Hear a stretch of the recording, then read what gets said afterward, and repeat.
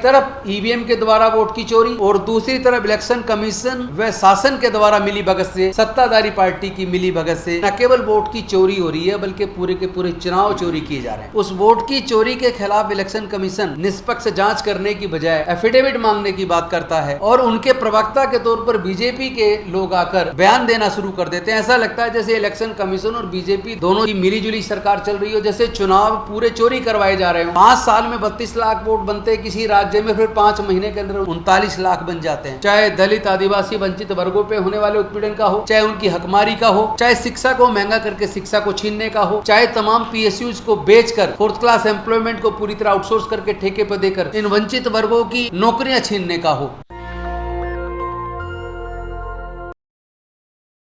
साथियों, जैसा कि अभी आत्मजीत जी ने और एडवोकेट बलराज मलिक जी ने आपको बताया कि आने वाली 27 सितंबर 2025 को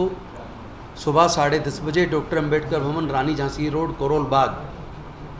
में एक श्रद्धांजलि सभा का आयोजन हम लोग कर रहे हैं। उस आयोजन के तहत न केवल सत्यपाल मलिक जी को हम श्रद्धांजलि अर्पित करेंगे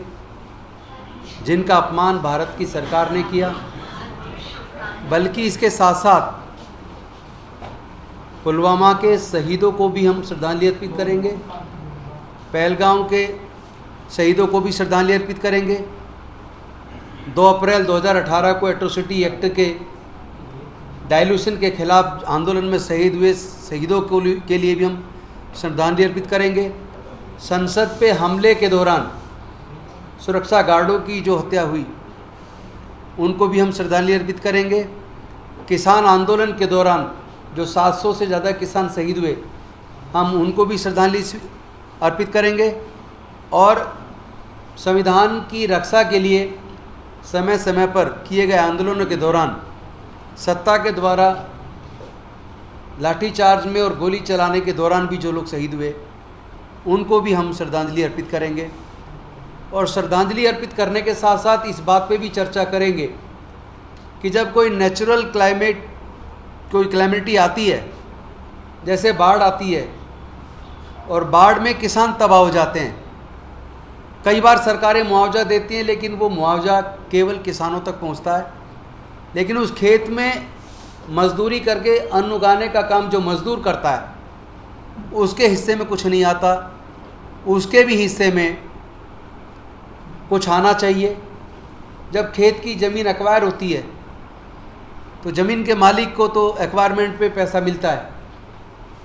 लेकिन उस खेत पे जो मज़दूर निर्भर था, जो खून पसीना बहाकर वहाँ फसल उगाया करता था, उस मज़दूर को भी कंपनसेशन में हिस्सा कुछ मिलना चाहिए। और इस सब के साथ साथ सरकारों के द्वारा लगातार जो संविधान के ऊपर कुठाराघात किया जा रहा है, आप सब जानते हैं कि किस तरीके से 1935 के एक्ट से पहले 24 सितंबर 1932 को जो पूना पैक्ट हुआ उससे पहले भारत के अंदर वोट डालने की प्रक्रिया में वोट का अधिकार इनकम टैक्स पेई, बड़े लैंडलॉर्ड्स और ग्रेजुएट्स को था। लेकिन देश के गरीबों को, मजदूरों को, किसानों को, दलितों को, वंचितों को, पिछड़ों को, आदिवासियों को, महिलाओं को, तमाम वर्गों को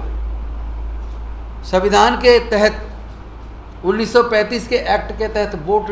डालने का अधिकार, 1 मैन 1 वोट 1 वोट 1 वैल्यू, ये जो सुनिश्चित करा है डॉक्टर बाबा साहेब अम्बेडकर जी ने, आज वो पूरी तरह डाइल्यूट हो रहा है। एक तरफ ईवीएम के द्वारा वोट की चोरी और दूसरी तरफ इलेक्शन कमीशन व शासन के द्वारा मिली भगत से, सत्ताधारी पार्टी की मिली भगत से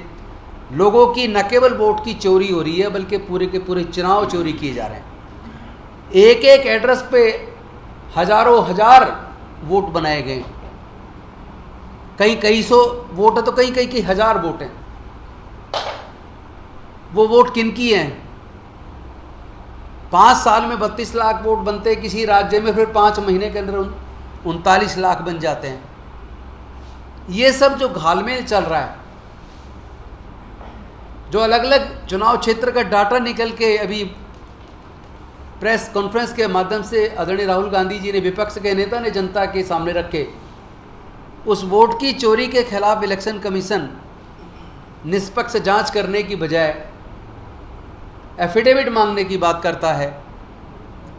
और उनके प्रवक्ता के तौर पर बीजेपी के लोग आकर बयान देना शुरू कर देते हैं। ऐसा लगता है जैसे इलेक्शन कमीशन और बीजेपी दोनों पार्ट एंड पार्सल हों, दोनों की मिलीजुली सरकार चल रही हो, जैसे चुनाव पूरे चोरी करवाए जा रहे हों। तो ऐसे तमाम मुद्दों पर, चाहे वो मुद्दा किसान का हो, चाहे वो मुद्दा मजदूर का हो, चाहे वो मुद्दा महिलाओं पे होने वाले उत्पीड़न का हो, चाहे दलित आदिवासी वंचित वर्गों पे होने वाले उत्पीड़न का हो, चाहे उनकी हकमारी का हो, चाहे शिक्षा को महंगा करके शिक्षा को छीनने का हो, चाहे तमाम PSUs को बेचकर 4th क्लास एम्प्लॉयमेंट को पूरी तरह आउटसोर्स करके ठेके पर देकर इन वंचित वर्गों की नौकरियां छीनने का हो, इन तमाम वर्गों के इन तमाम मुद्दों पर हम लोग श्रद्धांजलि सभा में श्रद्धांजलि अर्पित करने के साथ साथ इन मुद्दों पर भी चर्चा करेंगे और आगे की रणनीति तैयार करेंगे, जिसमें तमाम किसान संगठन, तमाम दलित पिछड़े वर्गों के संगठन और मिशन जय भीम, ये सब लोग जो मिल के जो एक श्रद्धांजलि सभा का आयोजन कर रहे हैं, उस श्रद्धांजलि सभा के माध्यम से हम अपने तमाम शहीदों को श्रद्धांजलि अर्पित करेंगे और साथ ही साथ अपने होने वाले अधिकारों के अतिक्रमण पर और संविधान की रक्षा पर, इन तमाम मुद्दों पर खुल के बात करेंगे। और मैं आह्वान करता हूँ तमाम संविधान में भरोसा करने वाले लोगों का, तमाम दलित पिछड़े वंचित वर्ग के लोगों का जो दिल्ली NCR में रहते हैं विशेष तौर पर,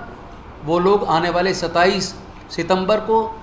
डॉक्टर अंबेडकर भवन रानी झांसी रोड पर सुबह 9:30 तक जरूर आ जाएं। 10:30 से 3 बजे तक ये सभा चलेगी और हम सब लोग मिलकर आने वाले भविष्य की रणनीति तैयार करेंगे। नेशनल दस्तक की आपसे गुजारिश है कि अगर इसको बचाना चाहते हैं तो नेशनल दस्तक को सब्सक्राइब करने के लिए रेड कलर के सब्सक्राइब बटन को दबाएं, फिर बेल आइकन की घंटी दबाएं। नेशनल दस्तक को बचाने के लिए बहुत जरूरी है कि हर खबर को शेयर करें, लाइक करें, कमेंट जरूर करें।